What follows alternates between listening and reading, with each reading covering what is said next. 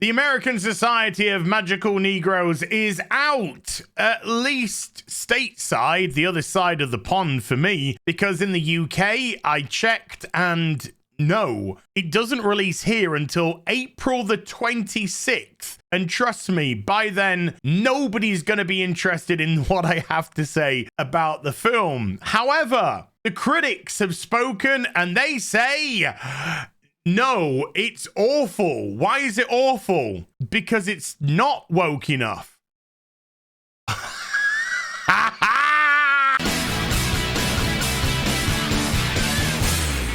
Hi everyone, it's Az here from HeelvsBabyface. Ever since I saw the trailer...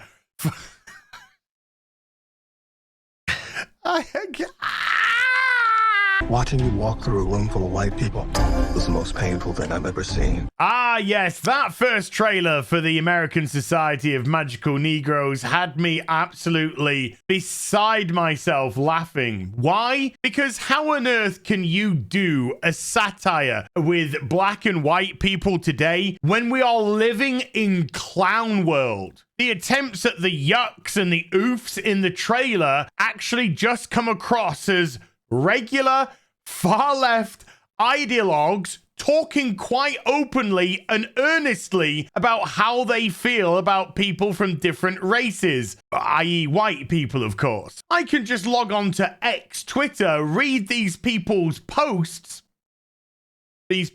and get so many more laughs at how overtly racist they are, and openly so, with colleagues and people within their industries patting them on the back, congratulating them for being stunning and brave. And by stunning and brave, of course, disgusting scum. What's the most dangerous animal on the planet?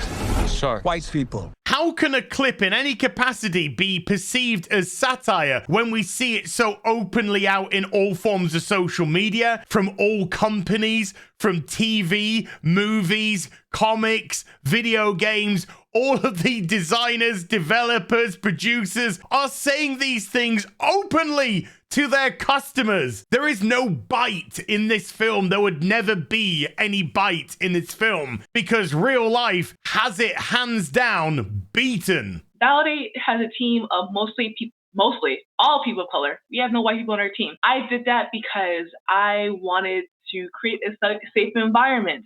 And I know the best way for an environment to be safe is to be around people who are just like me. And I'm not saying that white people in the industry are creating unsafe environments. I'm not saying that. That is not what I'm saying.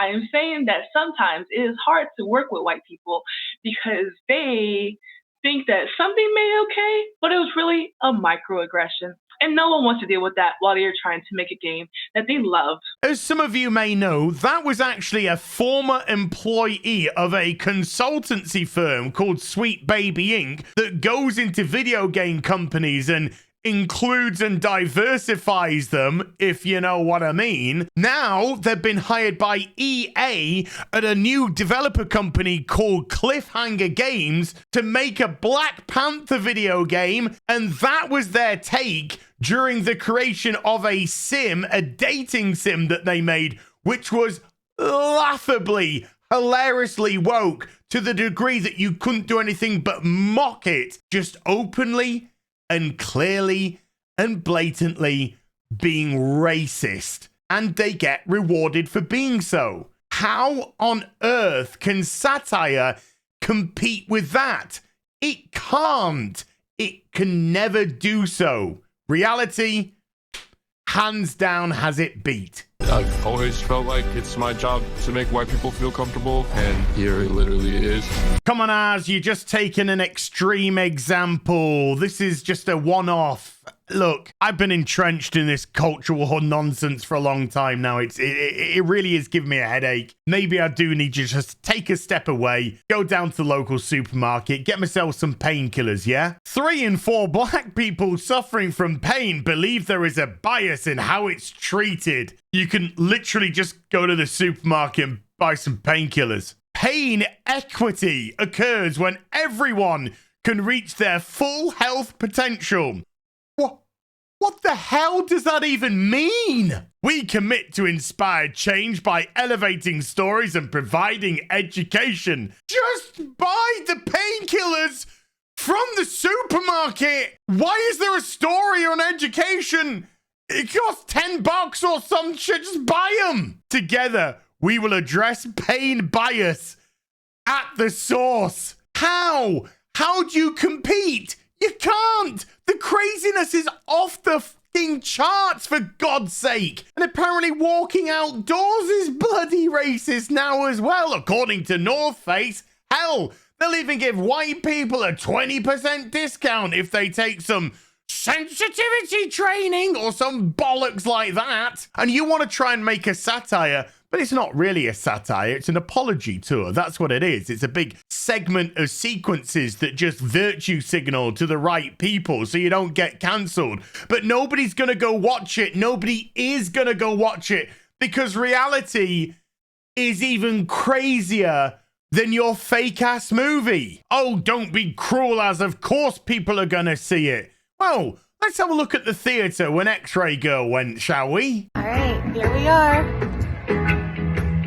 There was something really deep and powerful. It's going to be a competition to find the seat. Oh, as that's just one example, you big old poopy pants. Okay, well, Chrissy Mayer went as well. Let's have a look at her cinema. Mother is buried in the yard. Meanwhile, at a Verbo, no one wants to be subjected to a stranger's unwanted chit. Holy Moses, a whole 2 people. As stop it. You're showing 2 examples from people that you know. You're skewing the data. Just show us the box office. Show us the money. Okay? I can't deny you've got me there. Let's see what the Thursday box office was, shall we? Oh! It's not been reported. I mean, all the other films on Thursday have been reported, but this hasn't been reported. I mean, that's always a good sign. Your movie comes into preview day and you don't have the numbers reported. By the way, the estimates are $3 million.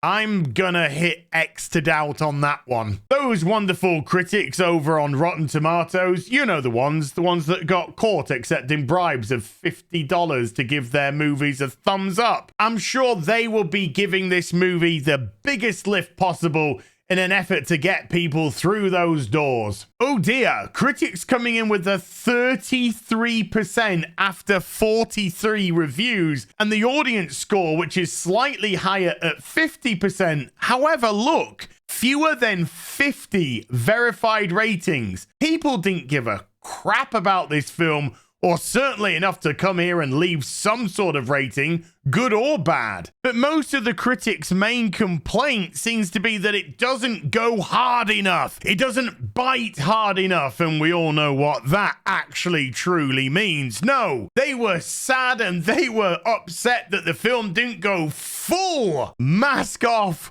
racist. Look, the American Society of Magical Negroes wasn't made for me. It wasn't made for a lot of people, a very certain specific demographic. People that like entertainment. I'll see you in the next video. You take care. Bye for now.